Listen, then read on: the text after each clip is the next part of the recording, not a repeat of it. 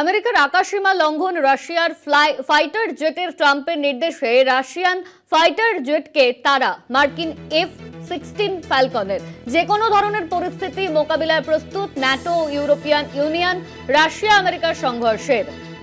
এই নিয়ে আমরা সরাসরি কথা বলবো। আমাদের সঙ্গে নিউজ রুম থেকে রয়েছেন আমাদের প্রতিনিধি দুর্গাদাস বন্দ্যোপাধ্যায়। দুর্গা, ট্রাম্পের নির্দেশে রাশিয়ান ফাইটার জেটকে তারা মার্কিন F-16 ফ্যালকনের যে কোনো ধরনের পরিস্থিতি মোকাবিলায় প্রস্তুত। দেখো, একটা খুব উল্লেখযোগ্য আপডেট উঠে এসছে এবং সেটা বিশ্বের সমস্ত দেশের কাছে তৃতীয় বিশ্বযুদ্ধের একটা কালো মেঘের ঘনঘটা বা দুর্যোগের আশঙ্কা করছে সবাই। তার কারণ সম্প্রতি দেখা গেছে যে রাশিয়ান ফাইটার প্লেন সুখোই আমেরিকার আকাশসীমা লঙ্ঘন করে উড়ছে এবং এর পরেই ট্রাম্পের নির্দেশে সংশ্লিষ্ট ওই ফাইটার প্লেনগুলিকে ইন্টারসেপ্ট করার জন্য আমেরিকা F-16 ফ্যালকন ফাইটার পাঠাচ্ছে। তার সঙ্গে KC-35 ট্যাঙ্কার প্লেনকে পাঠানো হচ্ছে ব্যাকআপ দেওয়ার জন্যে। এই রকম রাশিয়া ও আমেরিকা সংঘর্ষ পরিস্থিতিকে ঘিরে বিশ্বজুড়ে তৃতীয় বিশ্বযুদ্ধের আশঙ্কা করছে তাবড় দেশগুলো। মনে রাখতে হবে যে সম্প্রতি আলাস্কার আকাশপথের কাছেই রুশ যুদ্ধবিমান ঢুকে পড়ার খবর ধরা পড়ে নোরাডের ক্যামেরায়।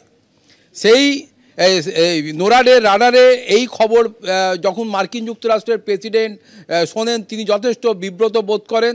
সঙ্গে সঙ্গে তিনি এয়ারফোর্স কমান্ডকে নির্দেশ দেন যে যেভাবেই হোক যেন ওই রাশিয়ান ফাইটার জেটগুলোকে ইন্টারসেপ্ট করা হয়।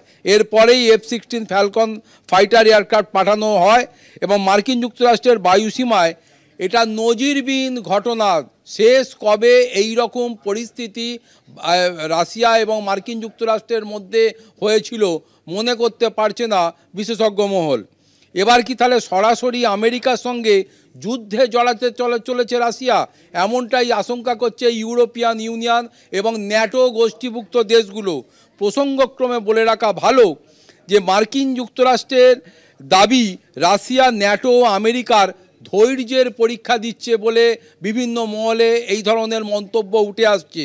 এই সময়কালে আরও একটা বড় আপডেট রয়েছে যে ডেনমার্কের ব্যস্ততম কোপেনহেগেন বিমানবন্দরের খুব কাছে বড় আকৃতির রহস্যজনক 4টি ড্রোনকে সেখানে দেখতে পাওয়া যায় এবং সেগুলি রাশিয়ার বা ক্রেমলিনেরই বলে প্রাথমিকভাবে অনুমান করা হচ্ছে। ড্রোনগুলি ডেনমার্কের এয়ার ট্রাফিক কন্ট্রোলকে নষ্ট করে দেবার উদ্দেশ্যেই পাঠানো হয়ে থাকতে পারে বলে আশঙ্কা ডেনমার্ক পুলিশের।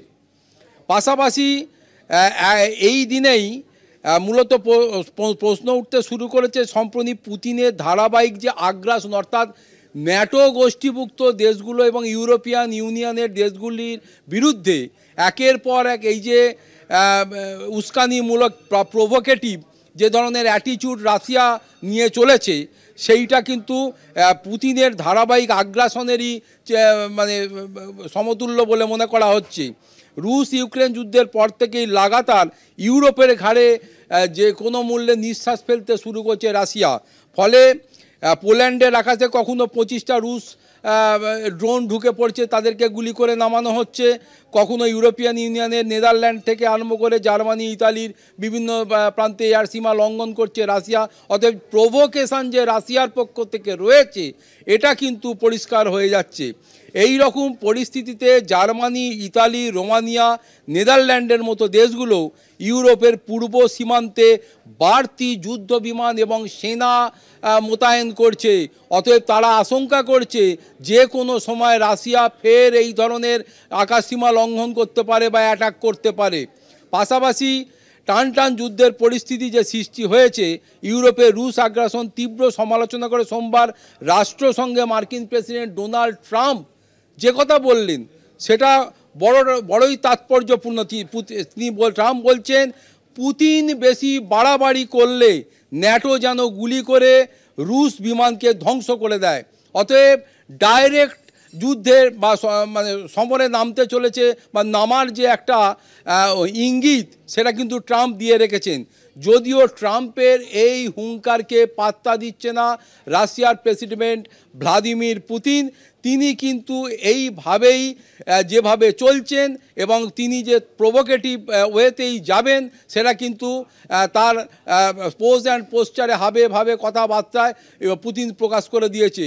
ফলে সময় যত গড়াচ্ছে ইউরোপিয়ান ইউনিয়ন এবং ন্যাটো গোষ্ঠীভুক্ত দেশগুলির উপর যেভাবে রাশিয়ার এই ধরনের প্রভোকেশন চালিয়ে যাচ্ছে, তাহলে যে কোনো সময় একটা যে যুদ্ধের আবহাওয়া তৈরি হতে পারে এবং এই যুদ্ধ শুধুমাত্র রাশিয়া কেন্দ্রিক যে হবে না, রাশিয়া আমেরিকার মধ্যে যুদ্ধ শুরু হবে এবং সেখানে যে ভরকেন্দ্রিক পোল তৈরি হবে এবং রাশিয়াকে সঙ্গে আমেরিকার যুদ্ধে একদিকে যেমন ন্যাটো থাকবে, অন্যদিকে রাশিয়ার সহযোগী দল হিসাবে চীন, ভারতের মতো দেশগুলো উঠে আসবে। ফলে তৃতীয় বিশ্বযুদ্ধ মনে হচ্ছে যেন আসন্ন হয়ে পড়েছে, যদি না দুপক্ষই ওই অনড় মনোভাব থেকে আর রাশিয়া এই প্রভোকেটিভ অ্যাটিটিউড থেকে না সরে, তাহলে তৃতীয় বিশ্বযুদ্ধের আশঙ্কার মেঘ যেটা ঘনীভূত হচ্ছে তা যে অচিরেই তৃতীয় বিশ্বযুদ্ধের সামনে বা দোরগোড়ায় মানুষকে ঠেলে দেবে এবং ভয়ঙ্কর পরিণতির দিকে যে মানব সভ্যতায় যাবে সেটা কিন্তু বলাই যায়। ধন্যবাদ তোমায় দুর্গা। আমাদের সঙ্গে সরাসরি নিউজ রুম থেকে ছিলেন আমাদের প্রতিনিধি দুর্গাদাস বন্দ্যোপাধ্যায়।